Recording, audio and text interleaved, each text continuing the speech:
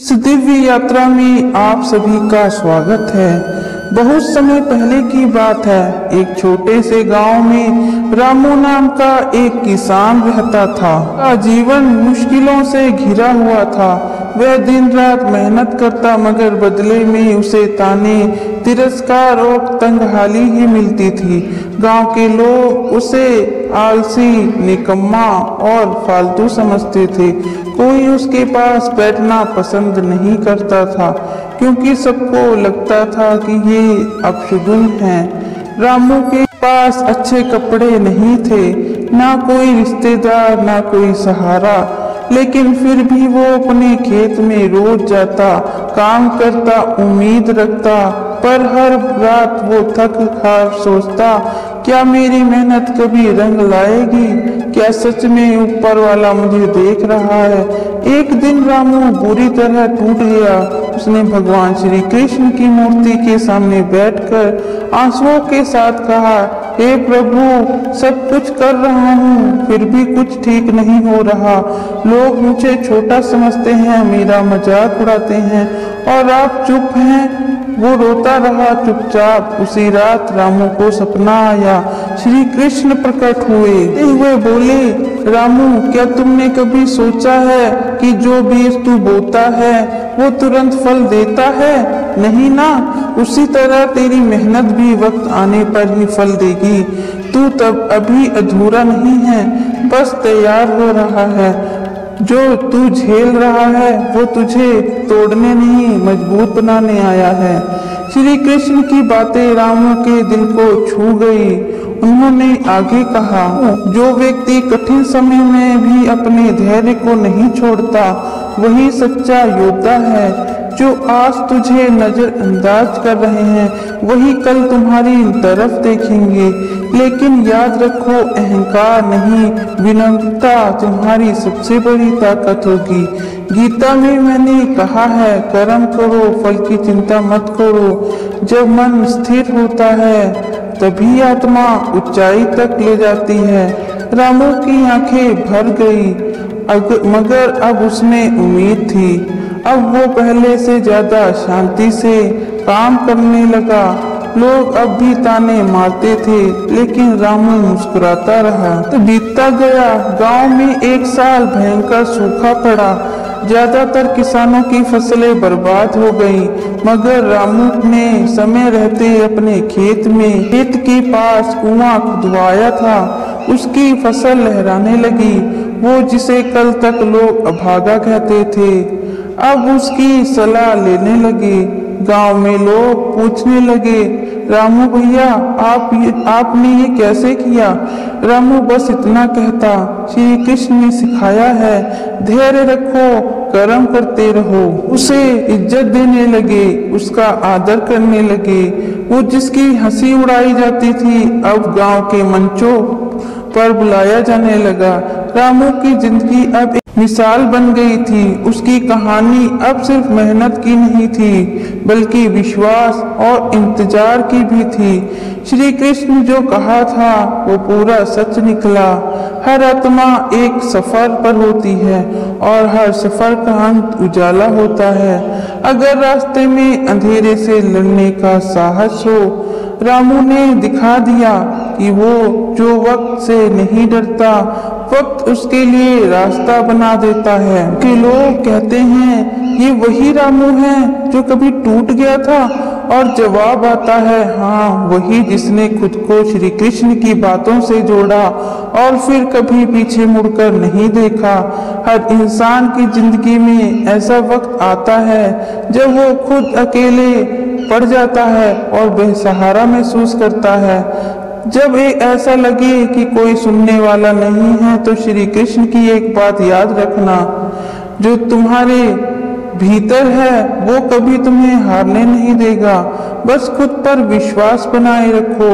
गीता सिर्फ एक किताब नहीं, बल्कि एक जीवन जीने का मार्ग है।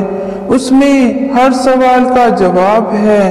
अगर आज तुम्हारा वक्त बुरा है, तो ये भी याद रखो, ये हमेशा रहने वाला नहीं। शांत रहो, कर्म करते रहो, वक्त खुद कहेगा अब तेरा समय है। तो दोस्तों, इस कहानी से हमें एक बहुत बड़ी सीख मिलती है। जो आज गिरा है वो कल उड़ सकता है, अगर उसमें धैर्य और भरोसा हो।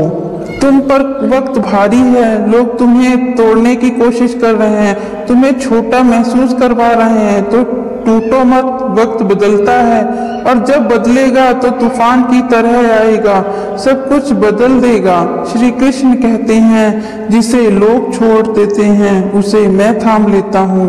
इसलिए एक ही मंत्र याद रखो, बिल्कुल शांत रहो। वक्त सबका आता है। जब हम मुश्किलों में होते हैं तो हमें लगता है कि दुनिया हमारे खिलाफ है, हमें हर तरफ अंधेरा ही अंधेरा दिखता है। लेकिन भगवान श्री कृष्ण ने गीता में स्पष्ट कहा है, सुख दुख लाभ हानि जय पराजय ये सब जीवन का हिस्सा है। जो इनमें संभाव रखता है वही सच्चा ज्ञानी है। दुख से डरता नहीं था, वह सुख में झूमता नहीं था। उसने बस अपने कर्म पर ध्यान रखा। हर सुबह वो शांत मन से अपने काम पर निकलता और रात को उसी सच्चाई के साथ सोता। मैंने आज ईमानदारी से कर्म किया, बाकी श्री कृष्ण जाने। धीरे धीरे गांव के लोग रामू की बातों से भी प्रेरित होने लगे। वो अब अकेला नहीं था, लोग उसकी संगत चाहते थे, उसकी बातें सुनना चाहते थे, उससे सीखना चाहते थे कि उसने कैसा धैर्य रखा। जब पूरी दुनिया उसके खिलाफ थी, रामू सिर्फ मुस्कुरा रहा था। जब कोई साथ नहीं था तब कृष्ण थे, जब कोई सुनने वाला नहीं था तब मैंने खुद सुना। श्री कृष्ण की बातें दोहराई। उसका जीवन अब तक चलते फिरते उपदेश जैसा हो गया था। ग्रंथ पढ़ाए लोगों को गीता का सार समझा रहा था, अपने कर्म और अपने व्यवहार से। एक दिन रामू ने पूछा, रामू काका आप इतने शांत कैसे रहते हैं? रामू ने जवाब दिया, क्योंकि मैंने सीख लिया है कि जो भी हो रहा है वो मेरी भलाई के लिए हो रहा है। चाहे आज समझ ना आए, लेकिन कल ये साबित होगा कि श्री कृष्ण की योजना मुझसे बेहतर है। फिर उसने बच्चों को एक बीज दिखाया और फिर बोला, देखो इसे, ये अभी मिट्टी में दबा है, अंधेरे में अकेला है, लेकिन एक दिन ये पेड़ बनेगा। क्या तुम्हें लगता है इसे तकलीफ नहीं होगी? लेकिन वो चुप रहेगा, क्योंकि वो जानता है उसका भी वक्त आएगा। रामू की ये बातें सिर्फ बच्चों को नहीं बल्कि बड़ों को भी अंदर तक छू जाती हैं। गांव के लोग कभी उसे तिरस्कार से देखते थे, आज उसकी इज्जत करते थे। उसकी बातें अब आसपास के गांवों तक पहुंचने लगी थी। उसे कथा सुनाने के लिए बुलाया जाने लगा और वो हर बार वही बात दोहराता, वक्त सबका आता है, लेकिन तब आता है जब खुद को शांत कर चुके होते हो, आना बंद कर देते हो और फिर भरोसा करना सीख जाते हो। श्री कृष्ण ने कहा, जो अपने भीतर संतुलन बनाए रखता है वही सच्चा योगी है। रामू अब एक व्यक्ति नहीं बल्कि एक विचार बन चुका था, धैर्य, विश्वास और कर्म का प्रतीक। उसने कोई बड़ी डिग्री नहीं ली थी, कोई ग्रंथ नहीं पढ़ा था, लेकिन उसने गीता को जी लिया था। उसकी कहानी ने लोगों को सिखाया कि जब तुम्हारा समय बुरा हो तब सबसे ज्यादा जरूरी होता है शांत रहना। आज तुम टूटे हो, अकेले हो, हारे हो, तो बस एक बात याद रखो, शांत रहो, कर्म करते रहो।